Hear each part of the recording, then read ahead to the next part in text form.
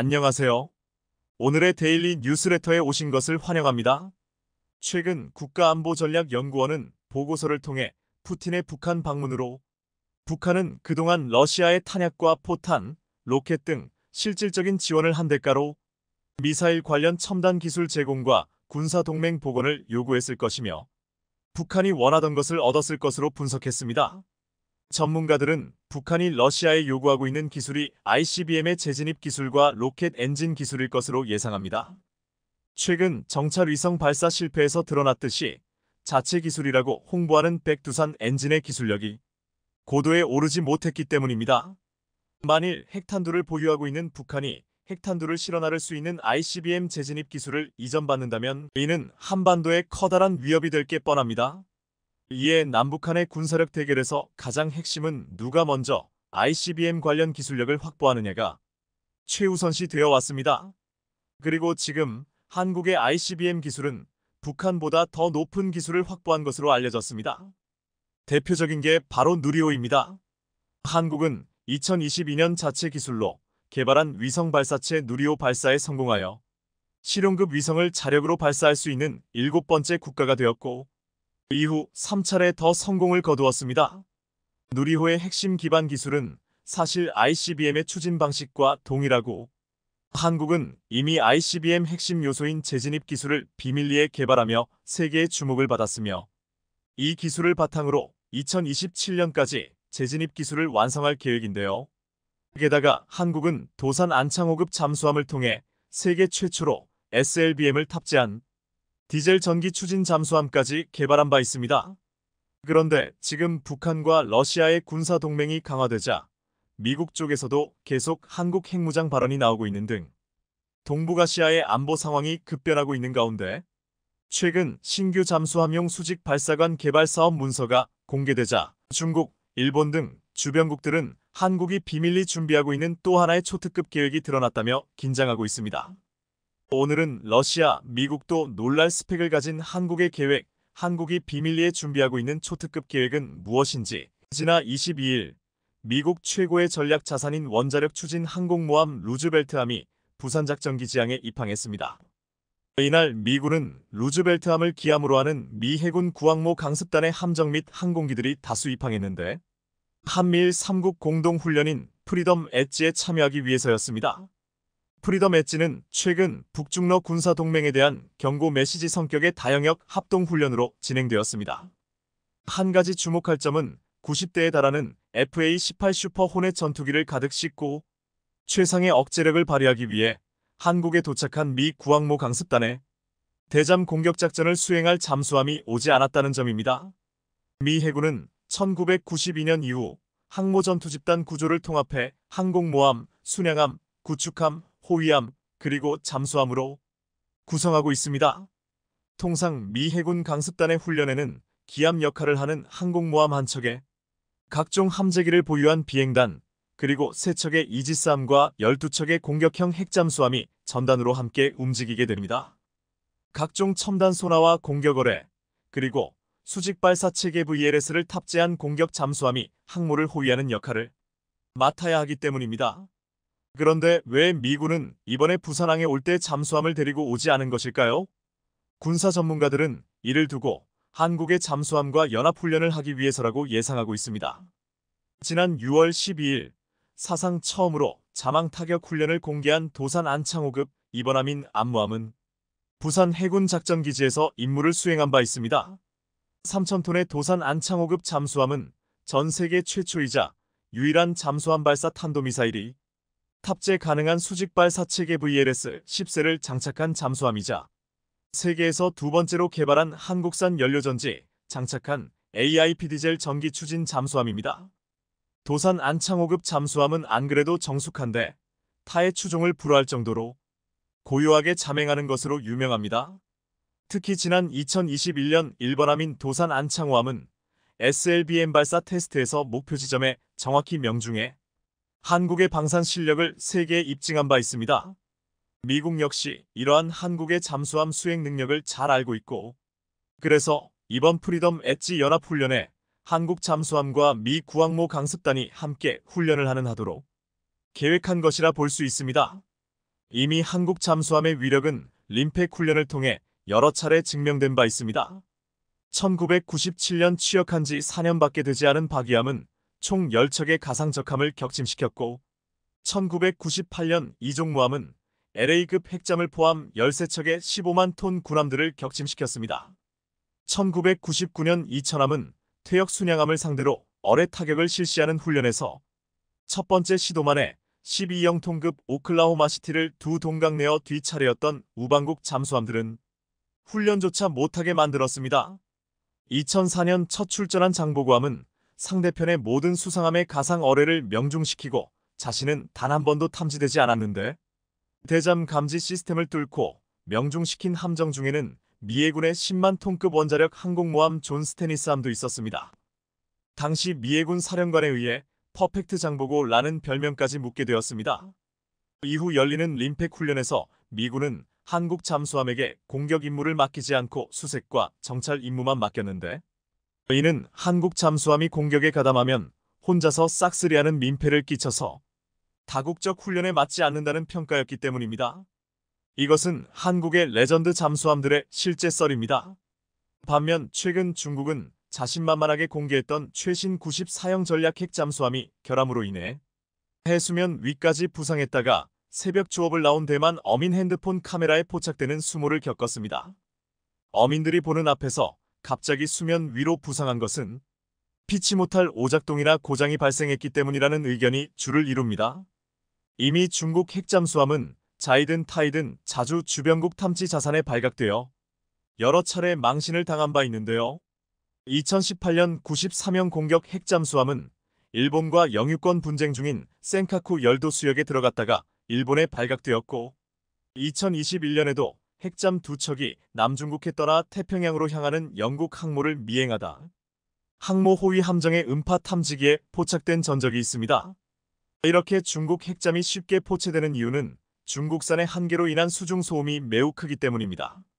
해외 군산 매체들은 중국의 94형 전략 핵잠의 수중 소음을 140데시벨로 평가하면서 미국 핵잠 대비 훨씬 큰 소음이 발생한다고 분석하는데 오히려 디젤 잠수 소음은 100데시벨 정도로 핵잠수함보다 조용한데 한국의 잠수함은 타국 디젤 잠수함 대비 20, 30대 정도 더 정숙한 주행을 할 수 있는 것으로 알려졌습니다.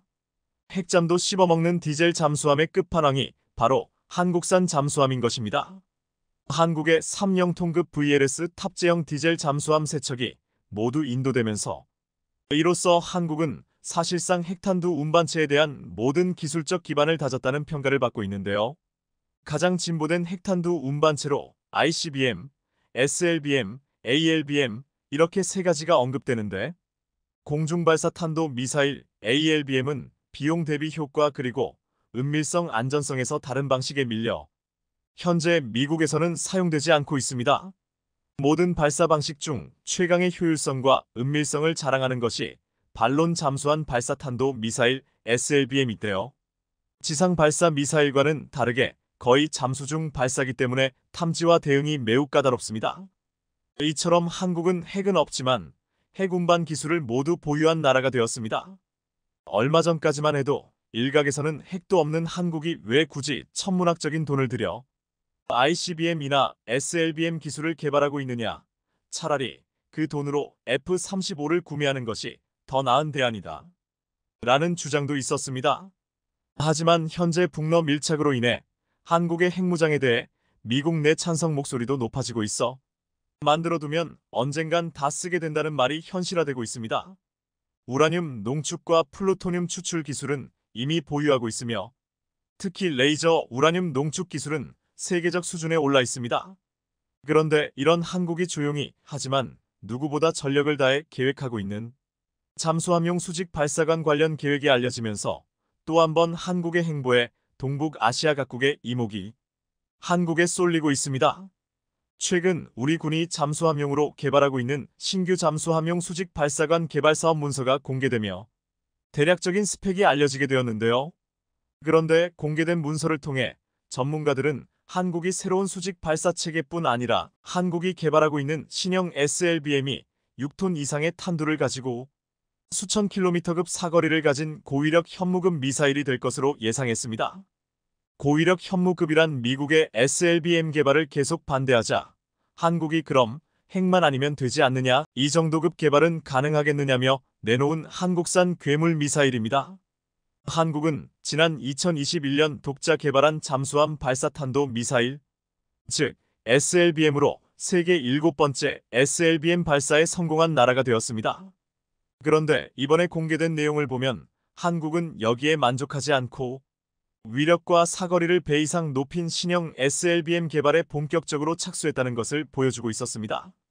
일단 공개된 문서를 보면 신규 잠수함 수직 발사관은 놀라운 스펙을 가지고 있었습니다. 특히 직경이 1m에서 2m까지 크게 늘어나 있었습니다. 일단 한국은 모처 무인도에서 잠수함형 신형 수직 발사 체계를 시험할 것으로 알려졌는데요. 이를 위해 시험 장비를 구축하는 사업을 진행하고 있었습니다. 공개된 스펙을 보면 직경 2M, 길이 9M 내열 소재로 구성되어 여러 번 재발사가 가능하고 화염으로부터 발사한 냉각을 위한 첨단 기술이 적용될 것으로 알려졌습니다.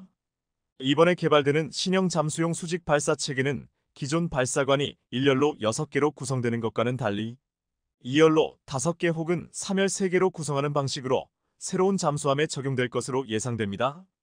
특히나 수직 발사관 직경이 1M 정도에서 2배 이상 확대되면서 더 강력한 SLBM 이장전 것으로 예상됩니다. 는 지금까지 현무를 개량해 만든 시험 발사체가 아닌 본격적인 SLBM 완성하겠다는 것으로 직경 1.8M 이상 길이는 9M 정도라고 가정하면 수천 km급 중거리 탄도 미사일로 활용할 수 있을 것으로 보입니다. 여기에 새로 개발되는 배치3 잠수함의 폭도 크게 확대될 것으로 보여 배수형 또한 기존 배치1 잠수함에 비해서 크게 확대될 것으로 예상됩니다. 이러한 대형 수직 발사 체계를 2열이나 3열로 배치하면 기존 3영톤대 중반에서 6영톤급 이상까지 확장될 것으로 보이며 차후에 핵잠수함을 개발하는 것에 대비해 모든 조건을 완성할 것으로 예상됩니다. 이번에 공개된 신형 수직 발사 체계는 2M까지 직경이 커질 것으로 보여 러시아가 개발한 신형 SLBM인 불라바와 비교될 수 있을 것으로 예상됩니다. 불라바는 기존에 러시아가 개발했던 SLBM 축소한 최신형으로 기존의 15M급 전장에서 12M급으로 크게 줄었으며 직경은 2M 정도로 콤팩트하게 개발되었습니다. 그러나 1톤 이상의 핵탄두를 장착하고 1만 km 발사할 수 있으며 탄도 핵을 운영할 수 있어 러시아가 불라바 SLBM 전력으로 통일할 계획입니다. 물론 우리 군이 개발하려고 하는 신형 SLBM 발사관은 1.8M 직경의 전장은 9M 정도로 대륙간 SLBM 사용하기에는 부족할 수 있지만 충분히 50km 이상의 사거리가 가능한 2단 로켓으로 1톤 이상의 핵탄두 운반이 가능할 것으로 예상됩니다. 이처럼 한국은 조용히 그러나 전력을 다해 새 무기 개발에 나서고 있으며 이제는 SLBM 신형 발사관 체계까지도 개발을 하고 있습니다. 최근 방산업계에서는 태국이 결국 짝퉁 엔진을 탑재한 중국산 잠수함 도입을 취소하는 대신 중국산 호위함을 도입한다는 소식이 전해져 진위에 관심이 쏠리고 있습니다. 그것도 그럴 것이 태국 내의 분위기를 봐서는 중국산 호위함으로 대체하는 것조차도 꺼려하고 있는 것으로 보이는데요. 결정적으로 한국의 최첨단 호위함이 건조됐다는 소식이 전해지며 태국의 마음이 엄청나게 흔들리고 있다고 합니다. 해군력 증강 문제가 급한 태국 입장에서는 성능과 평판 어느 하나 빠지지 않는 한국으로 중국산 잠수함을 도입하려다 사업이 수면 아래로 가라앉은 태국에서 최근 차기 호위함 사업을 착수할 거라는 소식이 전해지면서 함정 건조 업체들의 분위기가 들썩이고 있습니다. 해군 전문 매체 네이버 뉴스에 따르면 중국 잠수함 도입 사업이 무산된 태국에서 더 이상 해군 증강 사업을 미룰 수 없다고 판단하고 호위함 사업을 먼저 타진하고 있는 것으로 전해졌습니다. 실제로 얼마 전 공개된 태국 국방백서에는 새로운 호위함 도입 건조 예산이 책정돼 있는 상태로 내년에 정식 입찰이 나올 가능성이 있는데요. 이에 한국의 하나오션을 비롯해 독일 티센크룹이 태국 업체와 컨소시엄을 통해 마코 A100을 제안하고 있으며 중국에서도 4,000톤급 수출형 호위함을 내세우고 있는 중입니다. 현재는 태국이 독일산 엔진 탑재를 둘러싼 갈등 끝에 중국산 잠수함 도입을 취소하고 대신 중국에서 호위함을 구매하기로 했다는 소식이 전해지고 있지만 결국엔 한국 호위함으로 눈을 돌릴 것으로 보이는데요. 방콕 포스트에 따르면 지난 10월 수틴 클랑생 태국 국방부 장관은 애초 계획된 중국산 잠수함을 구매하지 않고 대신 중국산 호위함을 주문할 예정이라고 밝혔었습니다. 앞서 유럽에서 중국의 무기 수출을 금지하는 조치로 인해 잠수함에 독일 엔진을 탑재하지 못하게 된 태국이 차선책을 마련한 겁니다. 수틴 클랑생 태국 국방부 장관은 총리의 중국 방문 기간 이 문제가 논의됐는데 중국도 계약 변경을 고려하기로 했다며 세부 사항을 협의하고 있어 조만간 새로운 계약이 체결될 수 있다고 설명했다. 그는 호위함 수입에는 잠수함보다 더 많은 6,300억 원이 투입된다며 잠수함 구매를 위해 이미 중국에 지급한 비용은 호위함 구매 비용으로 이전될 것이라고 말했습니다. 앞서 2017년 태국은 중국 선박중공국제무역공사와 S-26T 위안급 잠수함 세척 수입 계약을 체결했는데요. 이에 따라 중국산 잠수함에 독일 MTU-396 디젤 엔진을 장착하기로 했지만 독일이 중국의 엔진 수출을 거부해 한동안 계약이 난항을 겪었습니다. 실제로 애초 첫 번째 잠수함이 올해 하반기에 태국에 인도될 예정이었으나 엔진 문제가 해결되지 않아 조달이 미뤄졌습니다. 이런 이유로 중국은 태국에 자국산 엔진을 대체 방안으로 제시했으나 태국이 안전성 우려 문제로 극구 거부하면서 한때 계약 해지 가능성까지도 제기됐었습니다. 상황이 이러자 중국은 끈질긴 설득과 오랜 협상을 이어갔고 결국 태국 해군이 중국산 엔진 성능을 테스트해 문제가 없으면 중국산으로 변경하겠다고 밝혔습니다. 이와 관련해 앞서 중국 관영 글로벌 타임스는 태국 해군이 독일제 엔진이 아닌 중국제 CHD620 디젤 엔진 개량형 모델을 탑재하는 방안을 승인했다고 보도하기도 했는데요. 그러나 중국산 엔진을 장착한 잠수함 도입을 승인해달라는 해군의 요청을 태국 정부가 받아들이지 않은 것으로 알려졌습니다.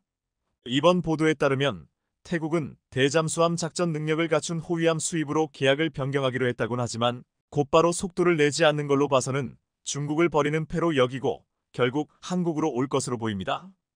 그리고 때마침 한국 방산업계가 태국 방산 시장을 집중 공략하는 등 흘러가는 상황까지 우리에게 아주 유리해졌습니다.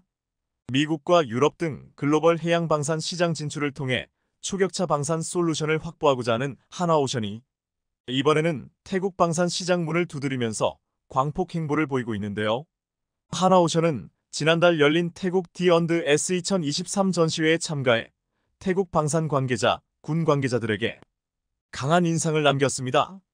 태국 디언드 S2023 전시회는 50개국 500개 업체, 35개국 400개 공식 대표단이 참가하는 아시아 지역에서 손꼽히는 방산 전시회로 미국을 비롯해 이스라엘, 독일 등 유수의 방산 업체들이 참가했습니다. 이번 전시회에서 하나오션은 국내 함정 건조 업체로는 유일하게 2,000톤급 수출형 전투함과 태국에 수출했던 3,000톤급 호위함, 해외 시장에서 주목을 받고 있는 장보고 3,000톤급 잠수함, 미래 무인 전력 지휘 통제함을 전시해 엄청난 이목을 끌었습니다. 특히 하나오션은 이번 태국 디언드 S2023 전시회 기간 동안 잠수함, 호위함 도입을 계획하고 있는 태국 국방부, 해군 관계자들과 활발한 미팅과 상담을 진행하면서 눈도장을 확실히 찍었는데요. 이뿐 아니라 하나오션은 지난 2019년 태국에 3,000톤급 호위함을 수출한 깊은 인연이 있는데 이 호위함은 현재 동남아 지역 최고의 전함으로 평가받고 있는 중입니다.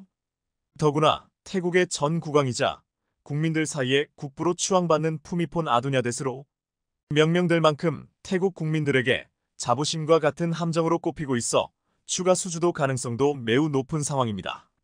이런 상황에 최근 하나오션이 울산급 호위함 배치 356번함의 본격적인 건조에 들어간다는 소식이 전해지면서 태국의 마음을 사로잡고 있는데요. 방산업계에 따르면 지난달 하나오션은 방사청과 8천억 원에 육박하는 울산급 배치 356번함 건조 사업을 위한 본계약을 체결했습니다. 이번 건조 사업은 대한민국 해군의 노후화된 초계함과 호위함을 대체하는 것으로 울산급 배치 계획의 마지막 사업입니다. 하나오션은 지난 7월 울산급 건조 사업 우선 협상 대상자로 선정됐으며 기술 협상 과정을 거쳐 본계약에 이르게 됐습니다. 본격적인 건조에 들어가면 5번함은 2027년 12월, 6번함은 2028년 6월에 우리 해군의 인도대 전력화될 계획으로 알려졌습니다. 울산급 배치 3호 위함은 3,500톤급으로 길이 130m, 최대 30조트, 대공, 대잠 탐지 능력, 중저속 전기 추진 방식과 고속 항해용 가스터빈 추진 엔진을 결합한 하이브리드 추진 체계를 갖추고 있습니다. 그런데 이번에 하나오션이 울산급 마지막 함정 사업을 따냈다는 소식에 태국 방산 업계가 발칵 뒤집어졌다고 합니다. 중국의 방해에도 불구하고 하루라도 빨리 한국과 계약을 체결해 인도 시기를 앞당겨야 한다는 주장이 나오고 있는 겁니다. 더구나 하나오션은 울산급 5, 6번함을 선도함보다 뛰어난 후속함으로 건조에 성공적으로 인도하겠다는 포부를 드러내자 태국의 마음이 더욱더 급해졌습니다. 태국이 이렇게 애가 타고 있는 건 하나오션의 남다른 이력 덕분으로 그동안 하나오션은 고품질의 함정을 생산하면서 우리 해군력과 자주국방 역량 강화에 엄청난 역할을 해왔습니다. 특히나 하나오션은 2000년 이후 새로운 전투 개념이 도입된 첨단 국산 구축함 건조 사업인 KDX 1, 2, 3 사업의 전 라인업을 건조한 유일 업체인데요. 2012년 KDDX 개념 설계를 수행하면서 이지삼 등 최첨단 수상함에 대한 탁월한 기술력과 노하우를 입증해냈고, 이런 건조 경쟁력을 바탕으로 현재 대한민국 해군이 운용 중인 구축함을 가장 많이 인도한 업체이기도 합니다. 하나오션 관계자는 이번 울산급 5, 6번함 건조사업 본계약으로 함정 명가임을 다시 한번 입증했다고 자신감을 드러냈습니다. 이렇듯 태국에서 조바심을 드러내고 안달나고 있는 특별한 이유가 있었던 것 같은데요. 그리고 최근 2010년 북한 어뢰에 폭침됐던 초계함 천안함이 전투 능력을 갖춘 최신 호위함 천안함으로 13년 만에 다시 태어났다는 소식이 전해지면서 태국이 더욱더 들썩이고 있습니다. 최근 우리 해군은 앞서 5월 경남 진해 군항에서 취역했던 새 천안함이 7개월의 전력화 과정을 거쳐 옛 천안함과 같은 서해 2함대에 이달 23일 작전 배치됐다고 밝혔는데요. 천안함은 올해 5월 취역 후 7개월여 동안 실전과 같은 교육훈련과 강도 높은 작전 수행 평가를 거치며 전투 수행 능력을 입증했습니다. 그 결과 작전 배치 적합 판정을 받고 23일 2함대에 입항해 본격적인 서해 수호. 해군에 따르면 구형 천안함은 배수량 1000T의 초계함이었으나 신형 천안함은 2800T급 호위함으로 함급이 한 단계 올라갔습니다. 길이 122m, 폭 14m, 높이 35m, 최고 속력 30조트로 해상작전 헬기 1대를 탑재할 수 있으며 5인치 함포, 함대함 유도탄, 함대지 유도탄, 장거리 대잠어뢰, 유도탄방어 유도탄 등의 무장을 탑재했습니다. 또한 선체 고정 음탐기는 물론 과거 천안함에는 없었던 예인선 배열 음탐기를 탑재해 원거리에서도 잠수함을 탐지할 수 있는 능력을 보유한 게 특징입니다. 아울러 추진 전동기와 가스터빈 엔진을 결합한 하이브리드 추진 체계로 소음을 줄여 대잠 성능이 향상됐다고 합니다. 신형 천안함은 작전 배치를 위해 지난 5월부터 함정 성능 확인, 작전 수행 능력 평가, 전투력 종합 평가 등 3단계의 전력화 과정을 거쳤는데요. 전력화 기간 중 승조원들은 함정의 모든 무기 체계와 장비가 전투에서 최상의 성능을 발휘할 수 있도록 평가하고, 작전 환경 숙달과 유형별 전투 수행 능력을 위해 실전과 같은 훈련을 진행했다는 후문입니다. 이뿐 아니라 비상 상황에서 생존력을 높이는 손상 통제 훈련을 통해 강도 높은 테스트가 진행되는 등 완벽한 성능을 입증했습니다. 특히 이달 19일과 20일에는 작전 배치 최종 검증 절차 마지막 단계인 종합전투훈련을 실시했습니다. 종합전투훈련은 적의 동시다발적이고 복합적인 도발 상황을 부여해 24시간 동안 밤낮 구분 없이 연속으로 진행되는 전투수행 훈련입니다. 이번 종합전투훈련 중에 천안함 승조원들은 대잠전, 대함전, 대공전 등 동시다발적인 복합전 대응 훈련을 비롯해 전투체계 팀워크 훈련, 손상 통제와 같은 실전을 방불케 하는 훈련으로 전투준비 태세를 점검했습니다. 호위함이란 넓은 의미로 항모기동부대나 각종 함대 선단 선박을 적의 공중수상 수중 공격으로부터 방어하는 모든 군함을 의미하는데요. 최신의 호위함으로 부활한 신형 천안함을 비롯해 최근 한국 방산 업계에서 태국의 구미를 당기고 있는 중국에 엄청난 한파와 폭설이 몰아쳤습니다. 수도인 베이징의 영하권 기온이 300시간 넘게 유지되면서 72년 만에 최장기간 추위를 기록했는가 하면 계속되는 한파로 일선 학교에 휴교령이 내려졌습니다. 특히 산둥반도의 북쪽 지역에 기록적인 폭설이 쏟아졌고 옌타이와 웬딩의 눈높이는 52cm와 55cm까지 쌓였습니다. 이것은 중국 해안에서 기록된 가장 큰 눈 폭풍이었습니다. 헤이룽장성에도 폭설이 내려 제설차가 거리에 눈을 치우지 않으면 도로가 막힐 정도입니다. 만리장성도 예외가 아니었습니다. 네이멍구 어얼뚜어스에 위치한 고속도로의 모습입니다. 위험물 수송 차량 100여 대가 빙판길에 발이 묶였습니다. 한 대라도 미끄러지면 자칫 대형 사고로 이어질 수 있는 아찔한 순간입니다. 차에 타고 있던 사람들은 저체온증으로 힘들어하는 상황이었습니다. 구조대는 탑승자들을 신속히 구조 차량으로 이동시켰습니다. 한파에 강풍이 불어닥친 신장 우르무치에서는 텐트를 치고 노숙을 시도하던 한 남성이 순찰 중이던 경찰에 발견되기도 했습니다. 중국의 겨울은 결코 낭만적이지 않습니다. 북극 한파가 남하하면서 중국 보아이만 바다가 얼고 산둥 지방에는 74cm의 폭설이 내렸습니다. 중국 최북단 항구인 보아이만의 판진항의 모습입니다.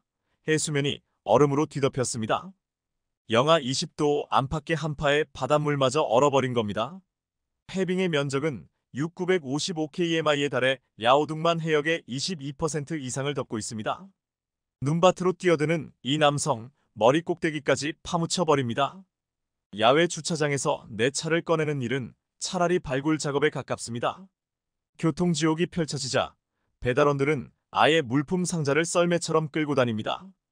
산둥반도의 끝자락 웨이하이에는 최대 74cm 폭설이 내렸습니다. 지난주까지 20도를 웃돌던 상하이에도 50년 만에 한파가 닥쳤습니다. 가장 추운 곳은 8.4시까지 내려가 50년 만에 최저를 기록했습니다. 동북아시아를 뒤덮은 북극 한파, 전문가들은 지구온난화의 역설이라고 설명합니다.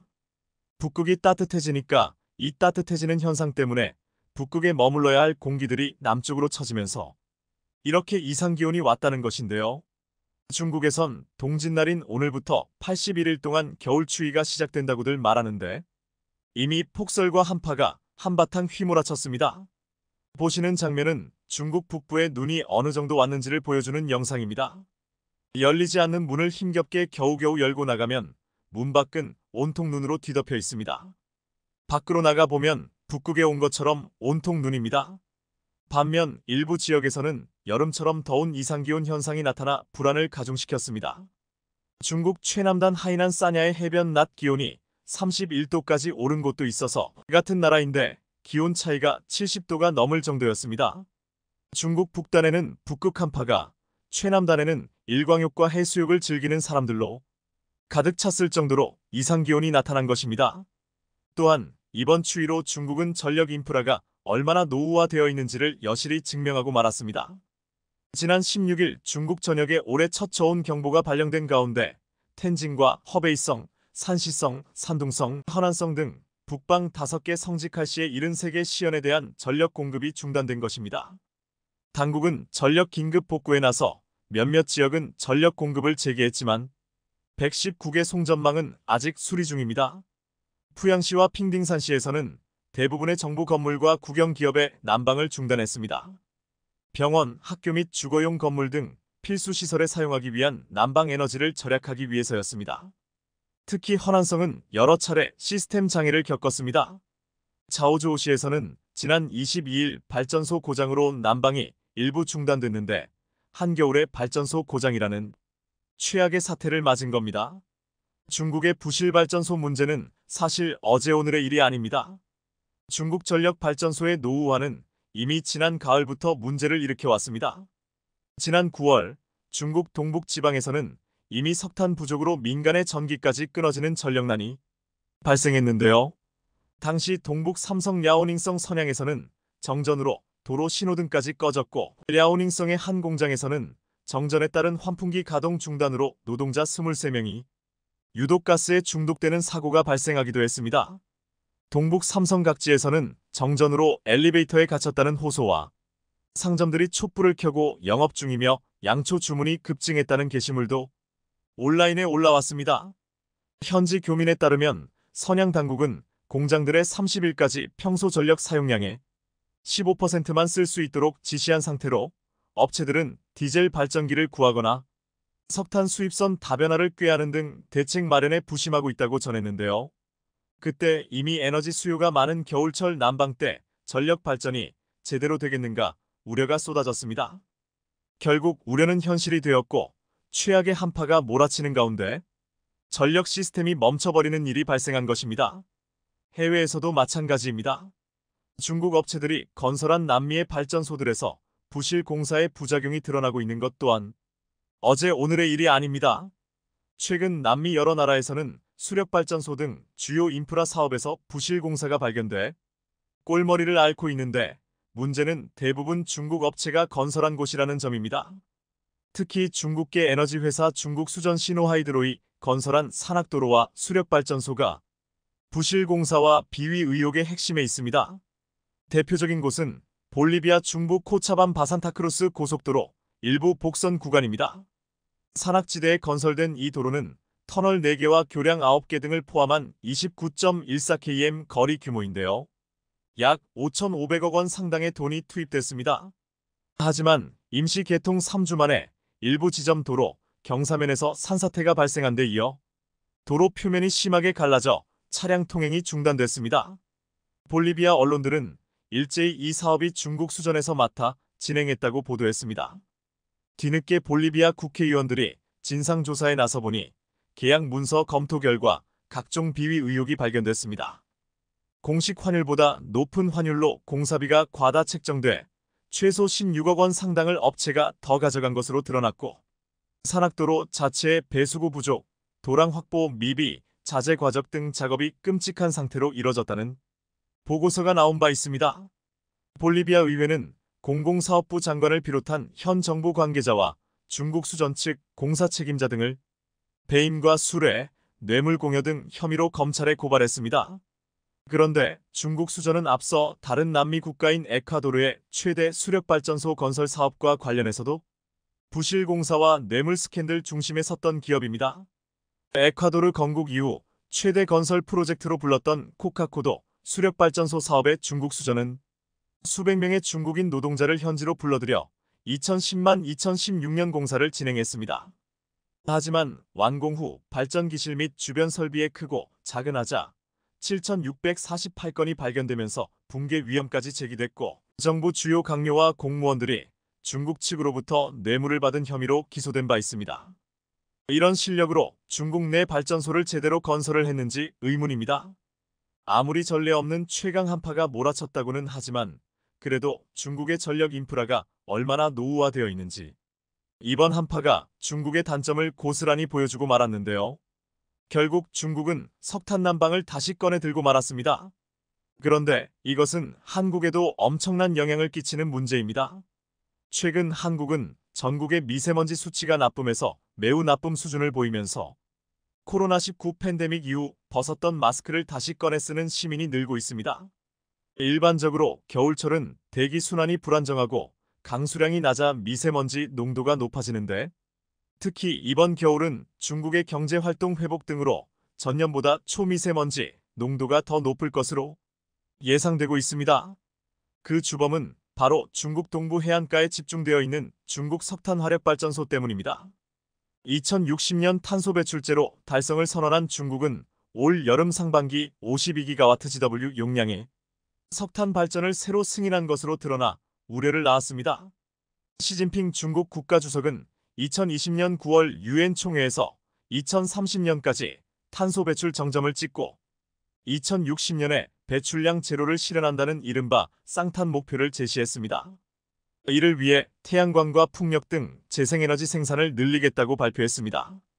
하지만 극심한 가뭄으로 수력 발전의 거점인 스촨성의 전력 생산이 줄어들자 이를 충당하기 위해 화력 발전소 카드를 만지작거렸고 결국 석탄 발전을 다시 돌리기 시작했는데요. 겨울철 추위에 석탄 부족으로 전력 및 난방 공급이 제대로 하지 않는 날이 늘어날 경우 민심이 동요할 가능성이 있기 때문입니다. 앞서 헤이룽장성에서는 지난 2월 발전 설비 고장을 이유로 영하 30도 추위에 주택 난방이 제대로 되지 않자 주민 100여 명이 지방정부로 몰려가 항의하는 일이 발생해 민심 동요가 남의 일이 아니란 것을 보여줬는데요. 하지만 중국이 석탄 발전을 돌리면 돌릴수록 한반도 공기의 질이 최악으로 치닫는다는 점에서 우려하지 않을 수 없습니다. 2023년 12월 3일 필리핀에서 리히터 규모 7.6의 강진이 발생했습니다. 유럽 지중해지진센터에 따르면 이날 강진은 필리핀 민다나오 섬 북부 부투안 동쪽 117km 지점에서 발생했고 진앙의 깊이는 39km로 분석됐습니다. 강한 지진 이후에도 여진이 계속되면서 주민들은 불안에 떨어야 했고 필리핀에서는 한때 파괴적 쓰나미가 올 수 있다며 지진 해일 경보가 발령돼 비상이 걸리기도 했는데요. 문제는 이 강진이 일회성이 아니라는 점이었습니다. 불의 고리에서 규모 6.00을 넘는 연쇄 강진이 발생하면서 불의 고리에 인접한 국가들 전체에 초비상이 걸렸습니다. 대체 이 지역 땅 밑에서는 무슨 일이 일어나고 있는 것일까요? 지진 전문가들이 이번 필리핀 지진을 심각하게 보는 이유는 최근 며칠 사이에 중국, 방글라데시, 칠레, 도미니카 공화국, 중남미 지역 등 이른바 불의 고리에서 연쇄 지진이 발생하고 있기 때문입니다. 물론 전 세계 지진의 약 70% 이상이 집중되어 있는 불의 고리에서는 지진이 늘 일어나지만 이번 지진은 그동안 비교적 지진 발생 빈도가 낮은 지역에서 연달아 발생했습니다. 이런 지역들은 응력이 누적되지만 배출되기까지 상당한 시간이 소요되고 한번 배출될 때는 많은 에너지가 배출되기 때문에 큰 지진으로 연결되는 사례들이 있기 때문입니다. 따라서 지진 전문가들은 불의 고리에서의 크고 작은 지진들이 또 다른 커다란 본진으로 이어질 가능성을 배제할 수 없다고 보기 때문에 심각하게 바라보고 있는 것인데요. 만일 더 큰 본진이 이어지게 된다면 지진 해일의 크기도 커지게 되는 것은 당연합니다. 아시다시피 동일본 대지진 당시 가로로 400km, 횡으로는 약 300km 정도 되는 큰 단축면이 움직였고 일본 해안가에 약 30m 정도 되는 쓰나미가 덮쳐서 막대한 피해로 연결된 적이 있습니다. 불의 고리에서의 연쇄적인 지진 발생은 결국 동일본 대지진 때 커다란 피해를 입힌 쓰나미 발생 여부에 쏠렸습니다. 실제로 필리핀 민다나오 섬의 지진 직후 지진 해일, 즉 쓰나미 우려가 커지면서 한때 인근 국가의 관련 당국들의 경보가 잇따랐습니다. 필리핀 민다나오 섬 인근에서 강한 지진이 발생한 날 잔뜩 긴장한 일본 정부는 총리관저 위기관리센터에 정보 연락실을 설치하고 대응에 나섰습니다. 일본 기상청 및 일본 언론사들은 3일 오전 13시 반 최대 1m의 쓰나미 일파가 도달할 우려가 있다며 지역 주민들에게 해안을 떠날 것을 당부하는 방송을 계속 내보냈습니다. 동시에 지바, 시즈오카, 가고시마 등 태평양에 접한 현의 쓰나미 경보를 발령했는데요. 결국 실제로 일본에 쓰나미가 발생하고 말았습니다. 필리핀 부근을 진원으로 하는 리히터 규모 7.6의 강진이 발생했을 때 일본 도쿄 남쪽에 있는 이즈제도 하치조시마에서 약 40cm의 쓰나미가 관측된 것입니다. 또 규슈에서 간토에 걸친 태평양 연안과 아마미 지역 등에도 쓰나미가 도달했습니다. 이날 일본 기상청은 미야코지마 야에야마 지역은 물론 가고시마현 아마미군 도도카라열도 이즈제도 오가사와라제도 그리고 규슈에서 지바현에 걸친 태평양 연안에 쓰나미주의보를 내렸습니다. 이날 관측되지 않은 쓰나미까지 생각한다면 그야말로 예측조차 불가능한 상황이었습니다. 필리핀 지진에 따른 쓰나미가 실제 일본에서 관측되자 일본 정부는 당혹감을 감추지 못했는데요. 무엇보다 이번 지진과 쓰나미는 반도체 부활이라는 일본의 꿈에 치명타를 안겼습니다. 안정적인 생산이 가장 중요한 반도체 분야에서 지진과 쓰나미는 치명적이기 때문입니다. 결국 일본 기업들은 한국과 정면 승부를 포기하고 반도체 사업을 대폭 축소하기 시작합니다. 특히 베일에 쌓여있던 일본 반도체 부활의 희망 라피더스가 당초 비전과는 달리 몸을 낮추는 모양새를 보였습니다. 라피더스는 지난해 8월 토요타 소니키옥시아 등 일본 대표 기업 8곳이 출자해 TSMC와 삼성전자 인텔 등을 이기겠다며 설립한 파운드리 업체인데요. 얼마 전 라피더스의 에노모토 타카오 전무는 한 인터뷰를 통해 이렇게 밝혔습니다. 본격적인 칩 시제품 생산 및 파일럿 라인 가동은 2028년부터 가능할 예정이다. 이것은 라피더스가 출범 초기부터 2027년이면 세계 최고 수준인 2나노미터 공정이 반도체 생산을 하겠다며 호언장담해왔는데요. 완전히 꼬리를 내린 것입니다. 뿐만 아니라 라피더스의 에노모토 전무는 개인 의견임을 전제로 이런 말까지 했습니다. 라피더스는 TSMC나 삼성과는 다른 길을 선택해 일부 고객사를 위한 맞춤형 칩 생산 모델에 집중할 것입니다. 이 발언은 파운드리 시장에서 삼성전자와 정면 승부에 나설 것이라던 애초에 당찬 포부와는 상당히 차이가 있는 것으로 사실상 TSMC나 삼성전자처럼 대규모 물량을 수주하는 방식으로 시장 점유율을 키우기보다는 인공지능 AI 데이터 센터 차량용 반도체 등 특정 영역 수요를 겨냥해 맞춤형 칩 생산 집중할 것임을 표명한 것입니다. 즉, 삼성전자와의 정면 승부를 피하고 다품종 소량 생산 체제로 파운드리 틈새 시장에 안착하겠다는 전략으로 풀이되고 있는데요. 업계에서는 일본의 라피더스가 사실상 안정적인 반도체 대량 생산이 불가능하다고 판단한 것으로 해석합니다. 세계 시장에서 삼성전자나 TSMC와 맞짱을 떠보는 게 아니라 자기 나라 기업들에게 반도체를 공급하는 수준에서 시작을 하겠다는 것입니다. 라피더스 출범 초기만 해도 일본은 라피더스와 함께 세계적인 경쟁력을 갖춘 반도체 소재 부품 장비 기업을 앞세워 반도체 서력전을 벼르고 있었습니다.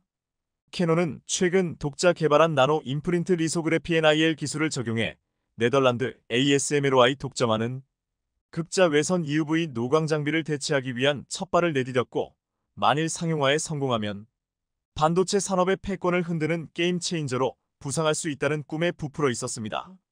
여기에 라피더스마저 첨단 칩 양산에 성공하면 메모리 반도체의 키옥시아 마이크론에 이어 파운드리에서도 일본만의 반도체 생태계를 구축할 것이라고 희망회로를 돌리고 있었습니다. 그만큼 라피더스는 일본 반도체 부활의 마지막 퍼즐 조각으로 꼽히는 중차대한 임무를 맡은 회사였습니다. 하지만 최첨단 시제품 생산도 1년 이상 늦춰졌고, 타깃도 광범위한 수요를 커버하는 것이 아닌 맞춤형 고객의 제품을 만드는데 일단 주력하겠다는 것은 선발 주자인 삼성전자와 TSMC와의 격차를 단시일 내에 극복하는 게 어렵다는 것을 절감하고 태세를 전환한 것으로 풀이되고 있습니다. 반도체 시장에서 한국과 정면 승부를 포기한다는 것은 사실상 시장을 포기한 것과 다름없기 때문입니다. 반면 세계적인 반도체 기업들은 일본이 제공하는 엄청난 지원금을 포기하고 한국에 눌러앉는 분위기입니다. 글로벌 주요 반도체 장비 업체들의 한국 러시가 이어지는 가운데 세계 3대 반도체 장비사 램리서치가 국내 투자를 더 늘리기로 결정해 업계에 이목이 쏠렸습니다. 램리서치는 삼성전자, SK하이닉스 등 대형 고객사가 있는 한국을 거점으로 고객사와의 파트너십을 강화한다는 전략인데요. 1980년 설립된 램리서치는 증착, 에칭, 웨이퍼 세척 등에 사용하는 반도체 장비를 만드는 회사로 미국 캘리포니아주 프리몬트에 본사를 두고 있습니다. 현재 미국 어플라이드 머티어리얼즈 AMAT, 일본 도쿄 일렉트론 TEL과 함께 3대 반도체 장비 회사로 꼽히는 회사인데요. 램리서치는 현재 한국에서 약 1,500명의 직원이 근무 중이며 특히 아시아에서 대만, 말레이시아, 한국 오산용인 화성 등단 3곳의 생산 공장을 가동하고 있는데 국내에서 생산된 장비 가운데 3,040%가 수출됩니다. 한국이 생산 거점으로 역할을 수행하는 동시에 램리서치가 내세운 장비 국산화 목표도 성공적이라는 평가를 받고 있는데요. 이런 회사가 얼마 전 국내에서 첫 미디어데이를 열고 경기도 용인과 동탄에서 캠퍼스 투어를 연 뒤 이렇게 말했습니다. 앞으로 반도체 시장 규모가 1조 달러까지 성장할 것으로 전망되며 한국은 디램 시장의 75%, 낸드의 55%를 차지하고 있는 핵심 시장이다. 램리서치는 용인 캠퍼스 이전을 계기로 한국 반도체 업계 파트너들과 더욱 협력을 강화해 나갈 것이다. 그렇다면 글로벌 주요 반도체 장비 업체들은 어떠한 이유로 한국에 계속 투자를 늘리는 것일까요? 그 이유는 반도체 제품 개발이나 로드맵을 이야기할 때 반도체 주요 고객들이 가장 먼저 나오는 이야기가 한국 시장, 한국 고객은 이라고 할 만큼 현재 반도체 생산에 있어서 한국이 전략적으로 상당히 의미가 있는 시장이기 때문입니다. 무엇보다 램리서치와 같은 세계적인 반도체 장비 기업이 국내 비즈니스 기반을 강화하며 한국 시장에 공을 들이는 이유는 삼성전자, SK하이닉스 등 글로벌 대형 고객사와 긴밀한 협업으로 차세대 반도체 솔루션 개발을 가속하려는 목적이 깔려 있습니다. 불의 고리에서 연쇄적인 지진이 일어나 불안한 지금, 과연 어떤 나라가 지진 다발 지역인 일본에 반도체 공장을 증설하고 투자를 할지 의문입니다. 시청해주셔서 감사합니다.